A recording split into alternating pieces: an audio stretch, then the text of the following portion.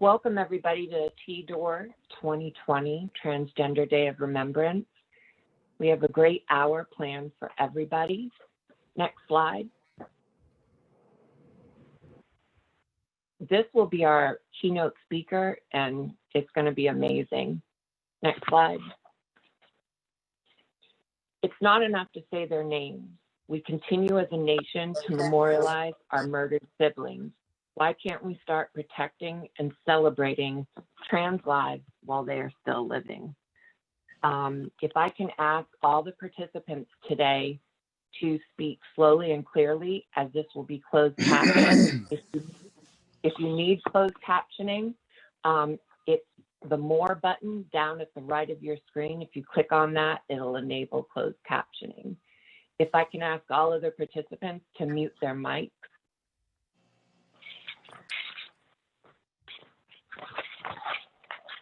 Next slide.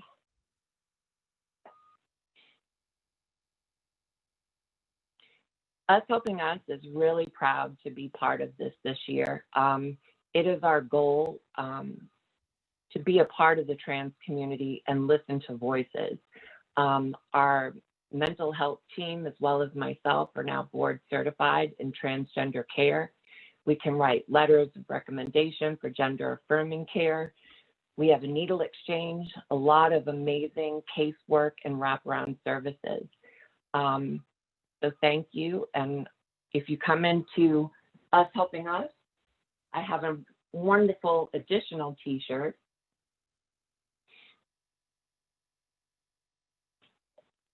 And I would be more than happy to give it to you. Next, I'd like to introduce my co-host and co-conspirator, Kanaya Walker. Good morning, everyone. My name is Kanaya Walker. I'm the lead linkage to care navigator at Heart to Hand. It's such a pleasure to work with everybody. I want to thank all the panelists. Just a little bit about Heart to Hand. Heart to Hand is a 501c3 community-based public health organization. Right now, we're doing a lot of things virtually. So we are offering different things like at-home test kits and things like that, and condom kits and all of that. And also, if anyone wants to receive t-shirts or gift boxes, you can also hit us up on our Facebook page or our IG page. And I want to thank Heart to Hand for allowing me to put this together again this year. Thank you, Kanaya. And now we have a special treat. I'd like to introduce someone that you all know here in DC, Monroe Elise, and she is going to bless us with song. And if you don't know her, she does check-in time on Facebook Live daily, hashtag Monroe's Moments. And I encourage you to check it out and be a part of it. Without further ado, I'd like to introduce Monroe Elise. Hi, everyone. Thank you for this opportunity. I just want to say thank you for even organizing this. And I just want to sing a song that hopefully brings some comfort to everyone during this day of remembrance. Just knowing that our siblings, our trans siblings, are free from all the troubles of the world. They are free from all of the stress and the worry. And with that, I give you this song. I am free. Thank the Lord, I'm free. No longer bound. No more chains holding me. My soul is resting. And it's a blessing. Thank the Lord, hallelujah, I'm free. I am free. Thank the Lord, I'm free. No longer bound. No more chains, chains holding me. My soul is resting,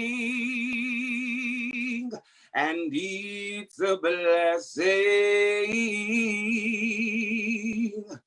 Thank the Lord, hallelujah, I'm free. Oh, I am free. Thank the Lord, I'm free. No longer bound. No more chains holding me. My soul, it's resting, and it's a blessing. Thank the Lord. Thank the Lord. Thank the Lord. Hallelujah. I'm free. Thank you.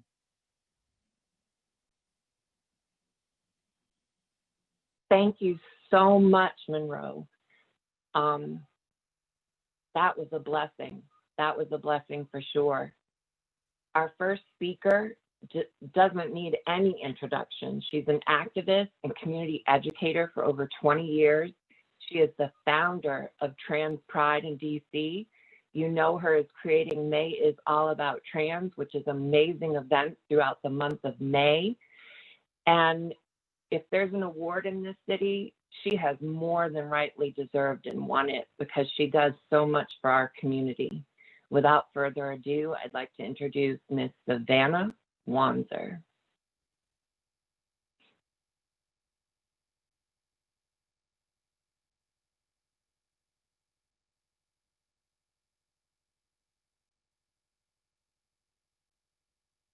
Savannah, are you there?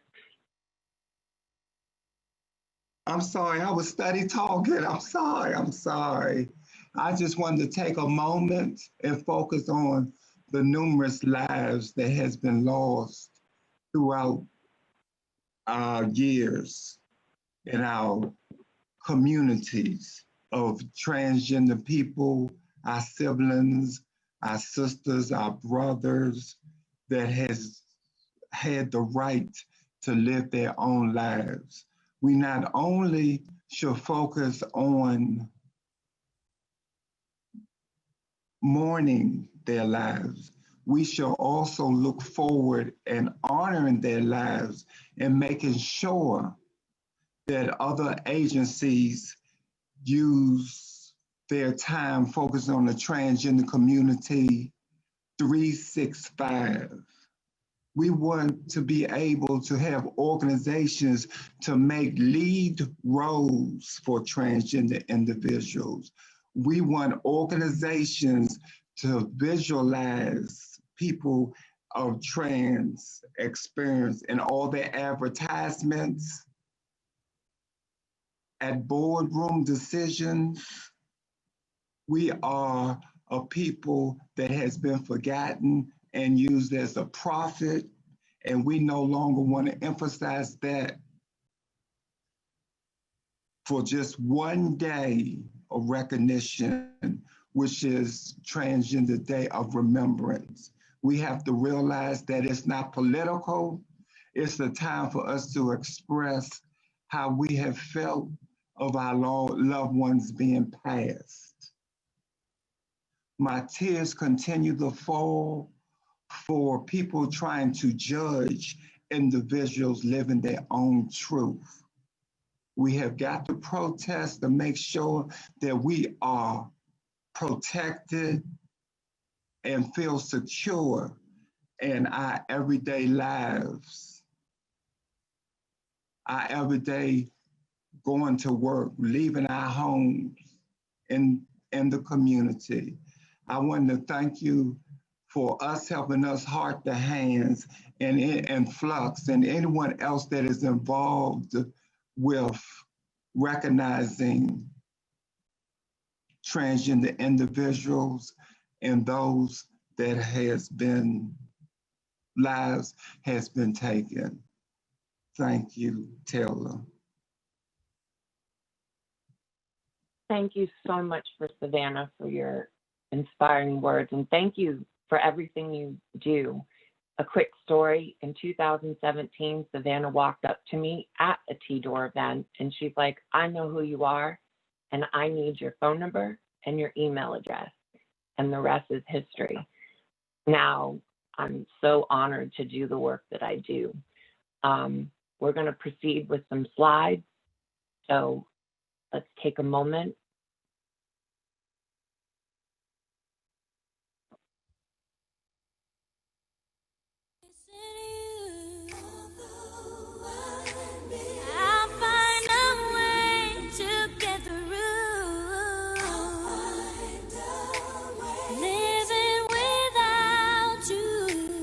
You were my sister, my strength, and my pride. Only God may know why. Still, I will get by. Who would have known that you'd have to go so suddenly, so fast? How could it be that our sweet memories would be all that we have made?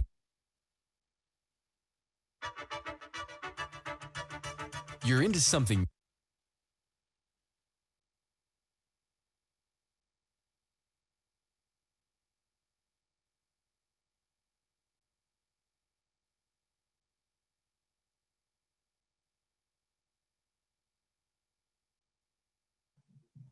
Did something go wrong? Oh. I'm sorry. I'll get that audio coming back in just a minute. I apologize for that.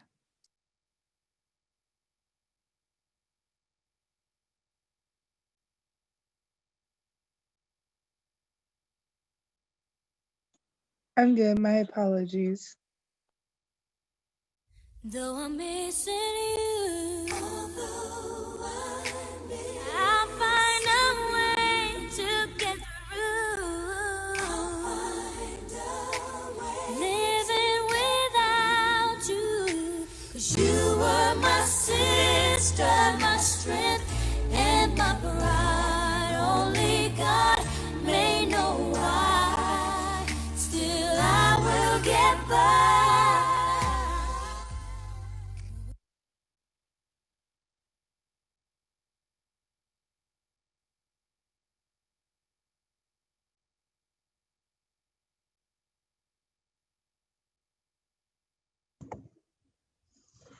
Okay, good morning. The next person that I'm going to introduce, and I had the pleasure with her last year, and also so I invited her back again this year.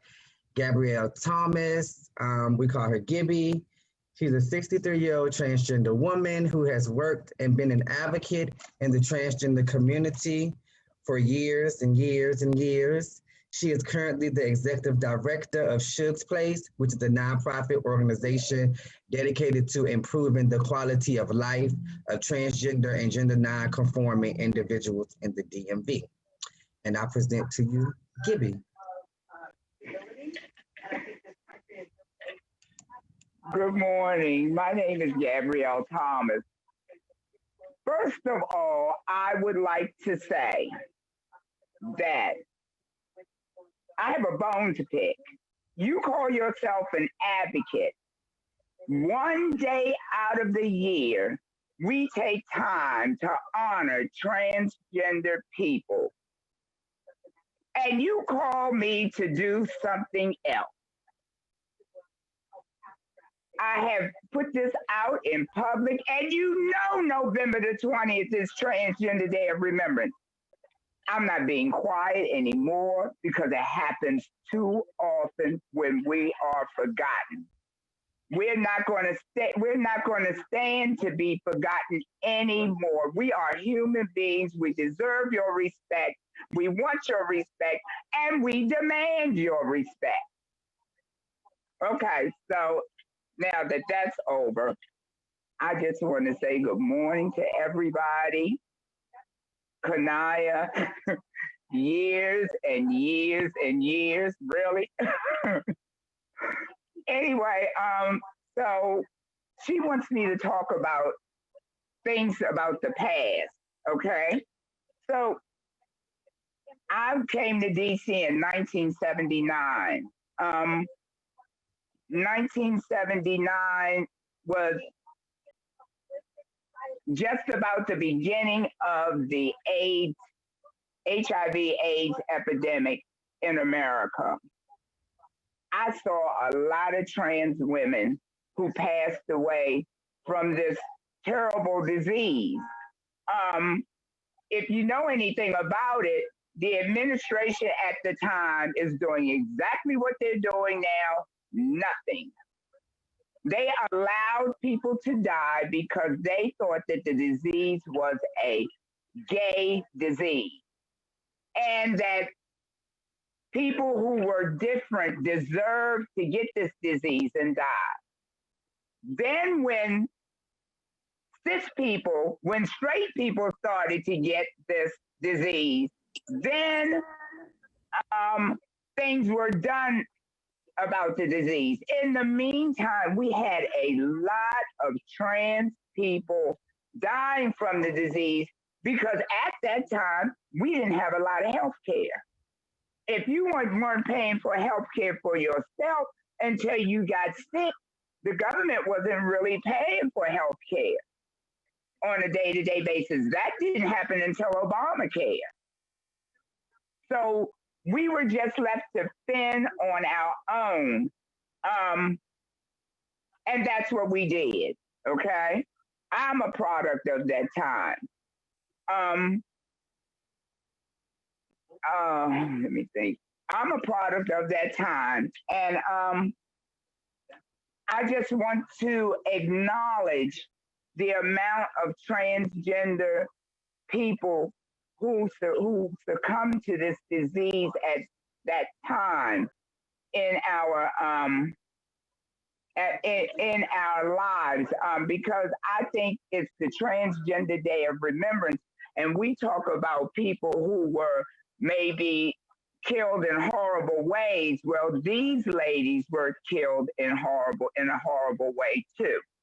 They I remember when I used to do my entrepreneurial work about this time, and I remember the first girl that everybody knew had, they called it the hooch at that time.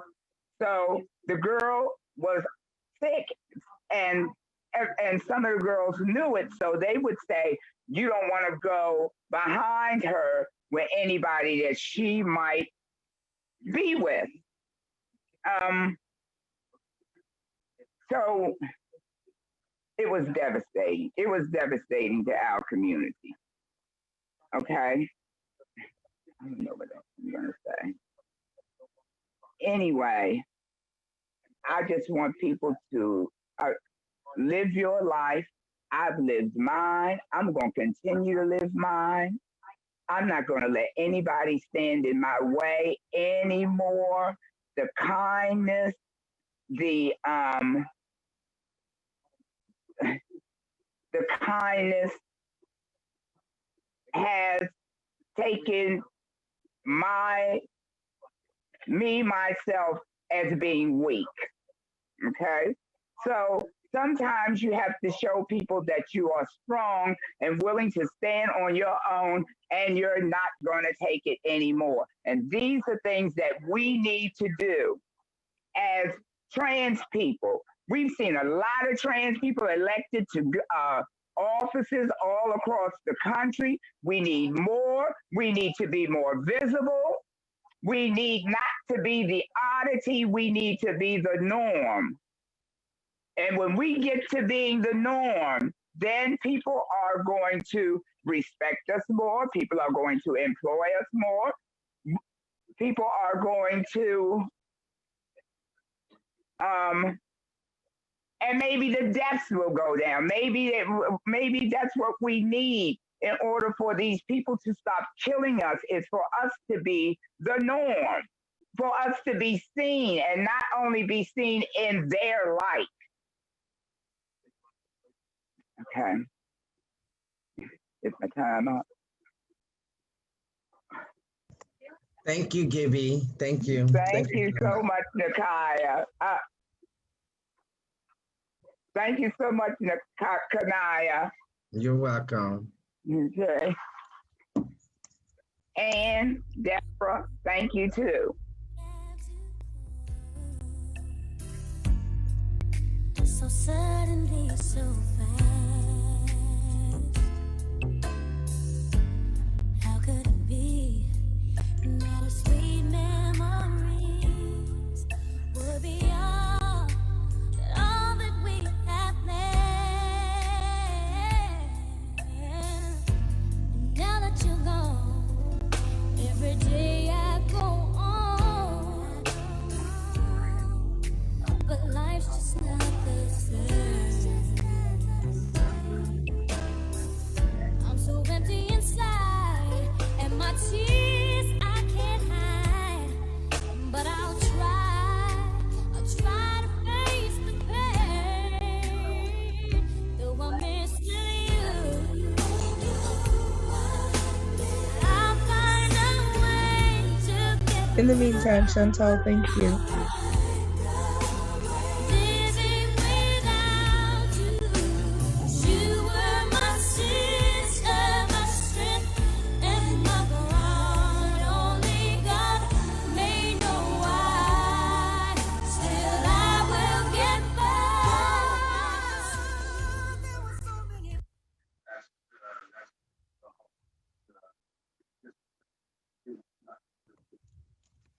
Okay, hello again. The next person that I want to introduce is Dane Ray. Dane Ray is a mental health professional who has 14 years of experience as an educator in the trans community. Dane will be a first-time parent this month with the arrival of his first child. So congratulations, Dane, and I present to you, Dane. Good morning, everyone. I won't be before you long, but when I was thinking about what a Transgender Day of Remembrance means for me, it can be really heavy. Not just because of the road that I've walked, but just looking at how in this current day, everything that we see, everything that we know is in our faces. It's very pervasive. It's hard to get away from it. It's hard to be able to take a breather. And most importantly, for trans and non-binary people, it's almost very difficult to tap into a piece of self-worth. So I just wanted to take a second to remind our community that we are valuable, that we are diamonds. And so I have a couple of ways that we can remember our worth as jewels. And when you go diamond shopping for the bling bling that rock, there are a couple of ways that they actually use to assess it. They use the carat size, they use the cut, which is the shape, they use the color, and they also look at the clarity. So now we think of, most people like want that 2, 3, 4 carat, the size, the weight. And when I think about the size and the weight that our community holds, we as a community, because of what's happened to us, we have literally changed policies. Although we have much more room to grow, there is a lot of weight to walking this journey. There is a lot of weight that we hold. So don't ever discount your voice. Even if you're the only one sitting at that Thanksgiving table, even if you don't even have a plate for Thanksgiving, there is still weight in your life. There is still weight in your value. Now, how you're cut, how you're shaped. Some of us have been made and shaped on the streets. Some of us have been made and shaped in boardrooms. Some of us have been made and shaped by what we never had. But I want you to know, however you've been chiseled, cut, the scars you have, however you've been hurt and injured and fashioned, that's part of how you're being designed as a diamond. The third thing I want to talk about is your color. And when I talk about color, I explicitly want to lift up Black and brown people who have been really the most pervasively targeted communities. So when we think about color, color matters. Color really matters. We cannot pretend to ignore it. We cannot pretend that it does not make a difference. So pay attention to how color changes your situation, how color can allow you to move through and continue to try to find space and community and affirmation wherever you can. The last thing that I want to address today is clarity. When we end this Zoom call, when you go back to clicking on your Twitter, your Snapchat, and whatever you do, you're going to have to remember to be clear. Don't be bogged up and down about what's going on around you. Be clear about why you're here. Be clear that somebody wants you. Be clear that your life is valuable. Don't ever get shaded or second guess it. You may have moments of sadness, moments of isolation, but be truly clear that this person here and this community here loves you. You will never be without as long as we hold each other up. So be clear about that. Thank you for allowing me the opportunity to remind us all that we are diamonds, we are precious, and we shall rock on. Thank you.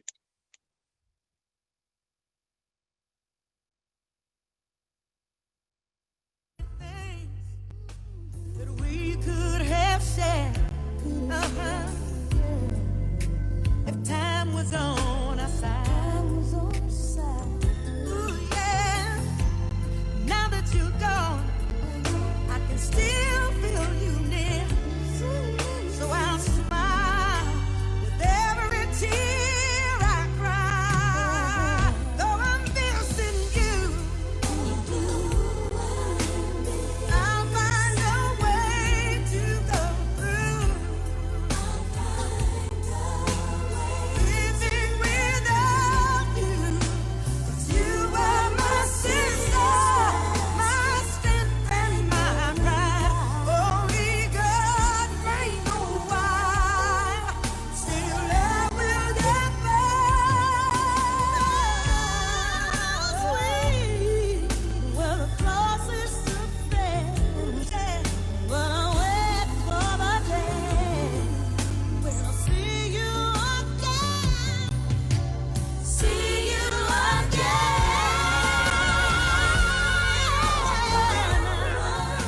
But I got to wait.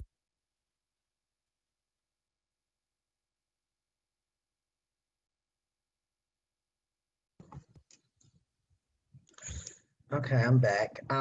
So the next person that I want to introduce is someone that I can always depend on. Anytime I call, she's always there. I want to present to you Chantel Lee. Chantel Lee is a community activist for trans lives. She has worked with the DC City Council to push for legalizing the change of sex on birth certificates. She is also now the executive assistant to the CEO at Casa Ruby. And I present to you Chantel Lee. Good morning, everyone. So I just wanted to come on and pretty much talk about what TDOR means to me. My first time ever attending a TDOR was in November of 2018. I got the opportunity to be a guest speaker through Charmaine Eccles. I just happened to be with her that morning. She took me to the Heart to Hand TDOR. That was my very first one. And then that evening, I joined her at the TDOR at MCC Community Church. And further on, I attended the 2019 at Heart to Hand. So this time of year is like one of the main times of year where it gives me an opportunity to touch base with my sisters that were lost due to murder, HIV and AIDS, and also drug abuse in the Washington, DC area and all across America. For me personally, myself, I'm a bottler, so I never really truly get a chance or allow myself the chance to actually grasp hold of these things. So today is the one thing that I allow myself to be vulnerable enough to actually address these situations.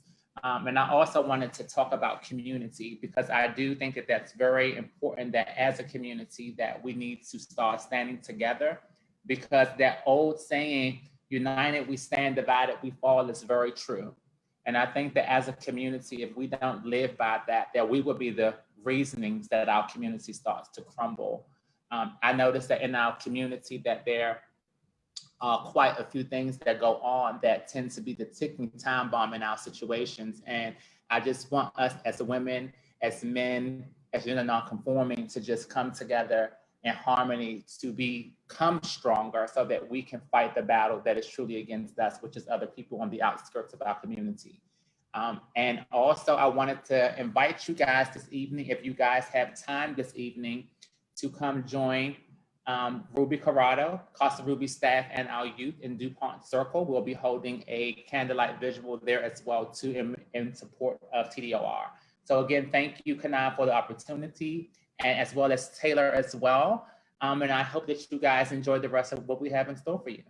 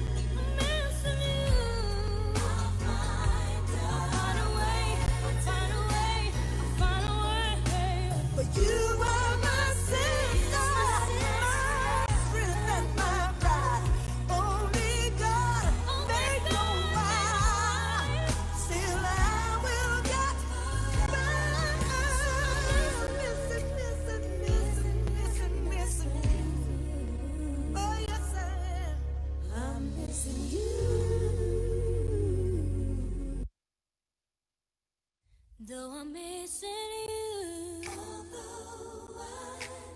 I'll find a way to get through.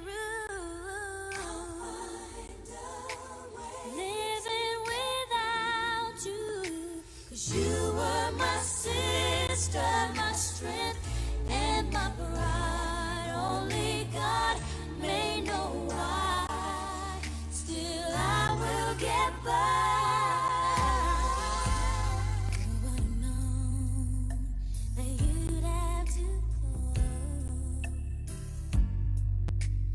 Suddenly so fast. How could it be that our sweet memories would be all that we have planned?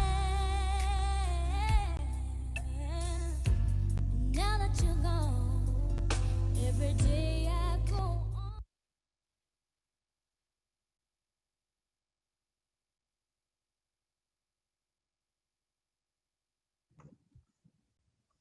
Hello, once again.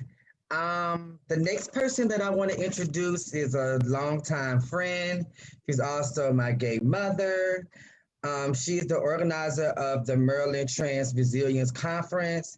She also sits on the Community Advisory Board of the National Black Justice Coalition.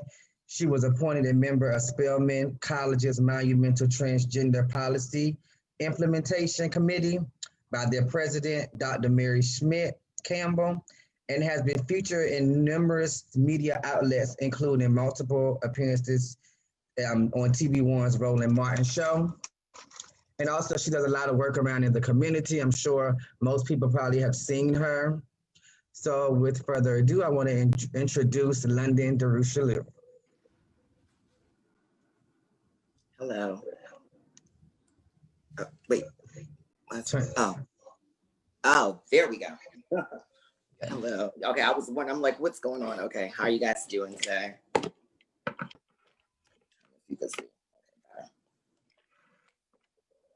Can you see me? I'm having technical difficulties with this. Okay.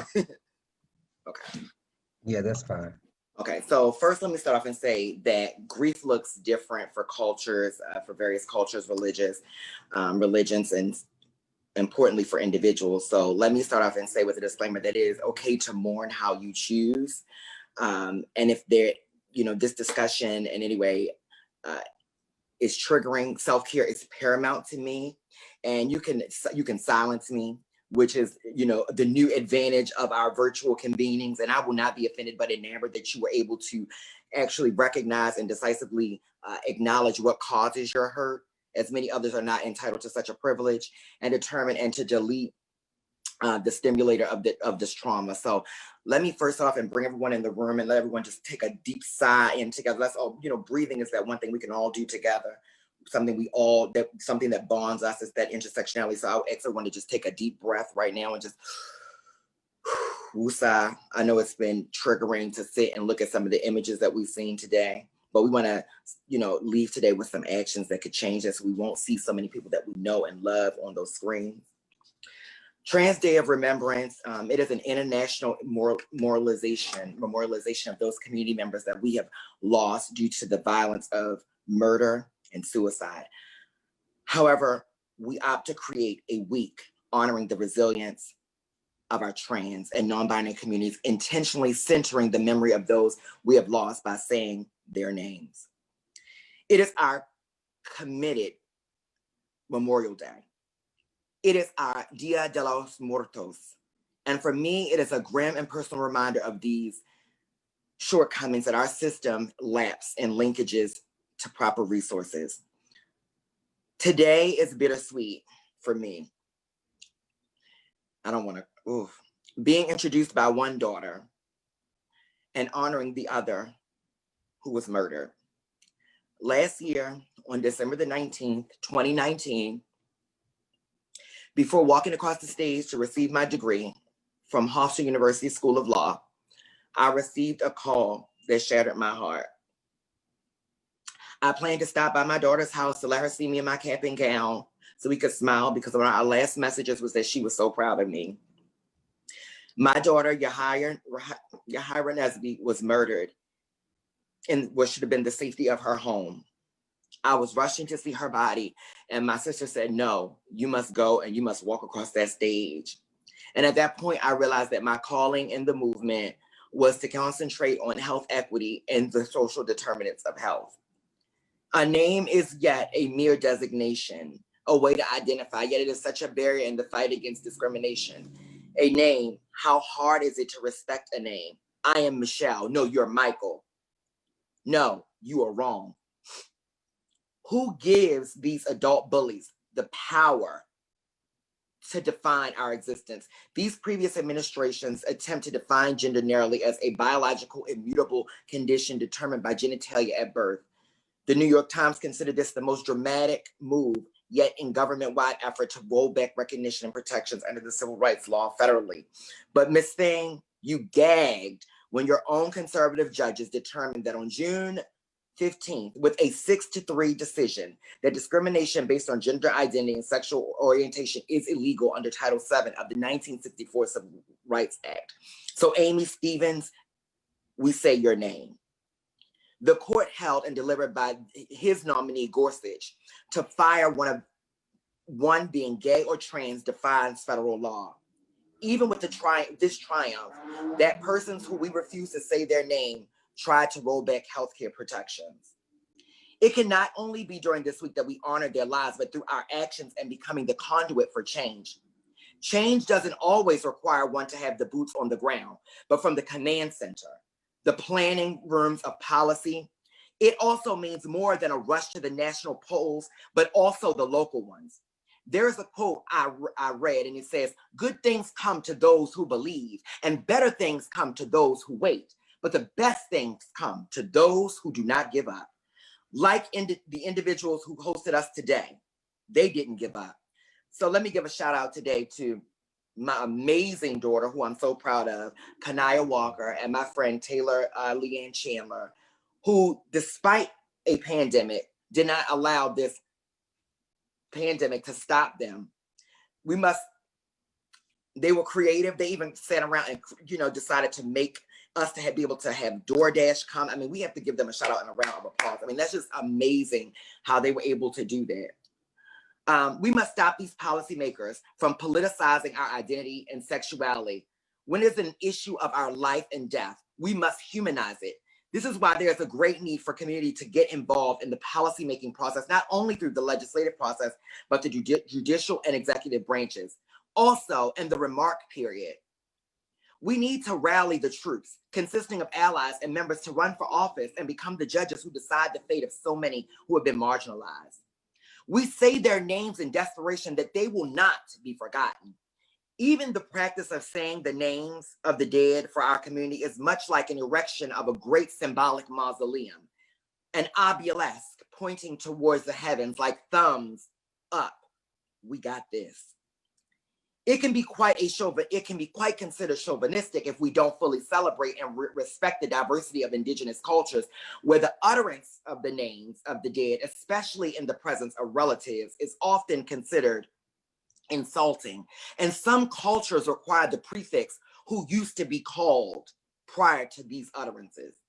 The utterances, of these names, though intended for memory, can be triggering for many and trauma-inducing for others. An ethnographer by the name of Stephen Powers wrote on the Talawo tribe of California.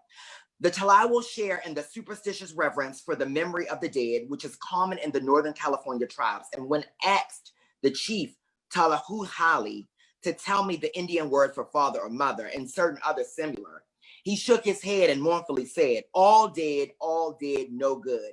They are forbidden to mention the names of the dead, as it is deadly insult to the relatives. And this poor Aboriginal could not distinguish between the proper names and substantives which denote those relatives.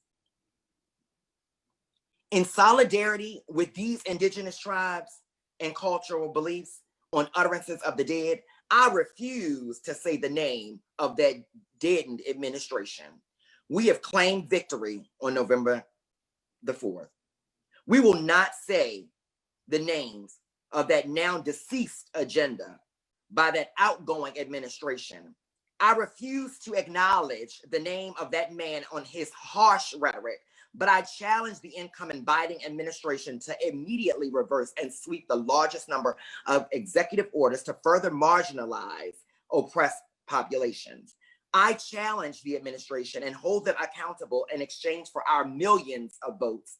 Biden, you would not have won without the votes of Black people, trans people, Latinx, Indigenous, and other disenfranchised groups. You are not off the chain, sir. And we challenge you to uplift into power someone who looks like us.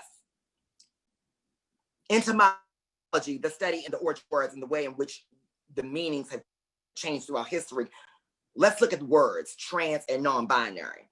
These words themselves are birthed within a privilege that doesn't center the voices of persons of color who historically lack the language, resources, and descriptors to define their medical necessity and their identity. Words often alienate, improperly designate. Words hurt. There's a danger in words and empowerment. We must learn how to artfully reclaim words and interchange their meanings. Tori Cooper yesterday on a panel that we did with the Howard University on stigma used two words that would work in the situation: androphile and gynophile, which are terms used in behavioral science to describe sexual orientation as an alternative to gender binary, homosexual, heterosexual conceptualization. And according to Migrating Genders, Westernization, Migration, and Simone Fiafane, a book by Jay Smith, it is the attraction to masculinity and femininity. The Encyclopedia of Psychology also refers to a term called ambiphilia, which is a combination of both androphilia and gynophilia. Though sexual orientation and gender identity are mutually exclusive, there's this conflation that contributes to stigma. These terms, these words, help highlight our intersectionality. Erasing stigma requires erasure of the comparison that something so innate to us, much like breathing, is a stain. It is a scar. My identity, my darling, is a badge. It is an honor. It is dignity. It is self-attestation. It is autonomy. It is the protest against body policing. The constant penalization of being me, of those who love me, is a key not to only ending the violence, but allowing us to thrive. When your attempt to live peacefully is determined by a defiance, how can you thrive? All these issues are interlocked like a giant puzzle, one that we must solve to stop these violent murders and suicides. We must stop these notions of respectability politics, but those who are tokenized must use their opportunities to change the menu of these tables that they sit in. It is the lack of opportunity that is killing us. A blogger once said that a name, arbitrary in designation, over time its meaning is indelibly associated with the character of its owner. And the sadness of a name is also triumph, because a name can symbolize the defeat of our outdated policies and the incoming of legislation that will create a greater trajectory towards equality. Let me first shout out Citi and MasterCard for their new True Name program, if you guys have not heard about that. True naming is another line of defense for trans and non-binary folks that allows them to select their name to place on their card, which also grants a line of protection when in stores and protecting their identity. Then there's another thing called dead naming. Dead naming, which not only desecrates the life, existence, and memory and dignity of the deceased, but also hinders a thorough investigation. When media outlets and police chiefs sit on a platform and dead name, it signifies the insignificance of that individual's life and identity. And conversely, unlike other communities, Black trans women who have the highest prevalence of murder live within communities which cause their oppression. There are no welcoming neighborhoods for us. So unfortunately, many, due to this cultural norm and stigma, find themselves constantly misgendered and dead named through but there's a constant need around acknowledging those dead names sometimes in investigation. But due to lack of access and resources, they don't have the opportunity for a legal name change and the privilege of community. To empathize, these news outlets must stop disrespecting and provide them the dignity that they deserve. Finally, I just want to kind of hark on something. I'm just going to sit back and just talk about this. And this is around a lot of what's happening now. If you guys have not noticed, a lot of people are moving north, right? A lot of people are moving north because they don't have the protections in the South when it comes to healthcare. So people are prioritizing their move and moving to places where they can get the healthcare that they deserve, whether it's surgery, whether it's hormones, whether it's just basic care, so that when they go to a doctor, that the doctor respects who they are. Within itself, there are all these various social determinants of health. Those are the things that are under the sink. Those are the causes of what is killing us. We must address homelessness. We must address poverty. We have to create equity. There has to be evenness in the shares. In conclusion, Buddha said, thousands of candles can be lighted from a single candle. The life of the candle will not be shortened. Happiness never decreases when it is shared. So what I do today is I challenge you. I challenge you to leave here not saddened, but enlightened, empowered, elevated. Don't let them indoctrinate, and be prepared to educate. Thank you.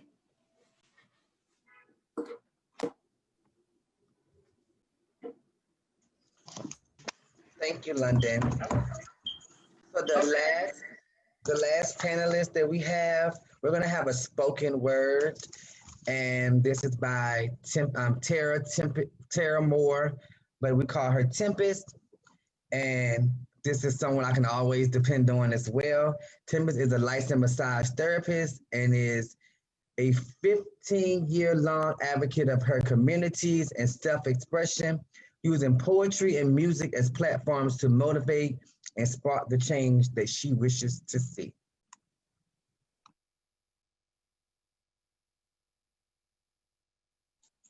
Hey everybody. So, I had thought that I was gonna put something together, and that never works for me. And so I had went and I made up half of my face, just in a moment to say thank you for my sisters and my brothers who have gone before me. For those who still can beat their face, for those of us who don't feel the need to anymore and have found pride in other things. Just a chance to sort of take honor in self. And so I had thought I had put something together, and so that's not what's gonna happen. I'm gonna do what I usually do. This is just gonna be something that I asked for out of nowhere. Kanaya, thank you always for the opportunity to speak. It's appreciative to be able to still be here, 33 years. This has been a long journey. As my sisters have said, this has not been an easy walk. Passing privilege has not been any easier, where people question everything that is of abnormality. But in any case, this is for my sisters and my brothers. Do me a favor, turn that down for me, please. Thank you, King.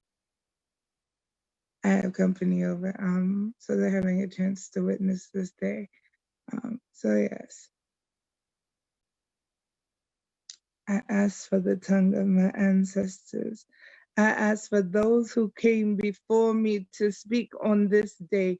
Know that you are remembered. Know that we pray that tomorrow will be better, but I don't want to just put an idea in your head. Don't just want these words to be said and then forgotten the next day. Want someone to take this, let it spark in them something to remove the fear of moving. Let them go into this movement knowing exactly which way to move, knowing that the tunnels may be long and this path may be diverse and difficult, but it is yours to tread, and I shall walk with you, sister and brethren, past and present, as we go forward into future. Want them to be remembered. Osam Ugep.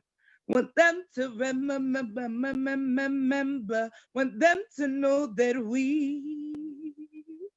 Want them to know that we stand tall and we walk for them, the gods here on this planet. I know that there's this habit of bad la la la la la. Want to be remembered as sister, and the best of them want them to be remembered so that they can walk with them when we finally become something more than just words on paper. Don't want to be remembered in history books, even that be whitewashed now. I see that this journey from gentleman to she, because I bless my brother and see this two-spirit walk, this something that I carry deep in me. They would battle us to the end of things, in the workplace, to the home space, and until you have your own space, it's as if you've been suffocating on I love you because you can't see. Been looking in the mirror for something less than suicide. Don't want the marks on your wrist. Don't want the truth to come forth if you take a beach trip. Don't want to find another word, so you find a way to hide it. I see the light. I see my sister and my brethren, and I promise I'm gonna stand and fight. My word, if it carry a spark to the ear, let it light your bum on fire. Let you get up out of the chair. Let it not just be another word in your ear. Let it move you to do something more than. Where are the words? I see a lot of soldiers in the room, but which way are you moving them? We hear these leaders, one come rise. But where do they send these soldiers in the night? Where do we take the battle? I'm here to fight, but no direction been given. Just a lot of rallying like dog chasing its tail. Where do we go then? But in circle, yeah. I'm tired of seeing same old thing run around again and again. We keep rallying and we keep talking, but where come the movement go move, yeah? I see a lot of things be said, lot of paperwork been had, but I'm still waiting for them to respect the she when she walk in with no hair. Still waiting for my voice not to make a difference, yeah. Still waiting for the moment when that brother next to him can speak for him and say, yeah, that's my sister. Disrespect, you're gonna watch your tongue, yeah. Where do we become the product of the anthem we shall overcome? I ask you, sisters, brothers sitting in front of me, how long will we wait before we come? Thank you. Thank you so much, Tempest.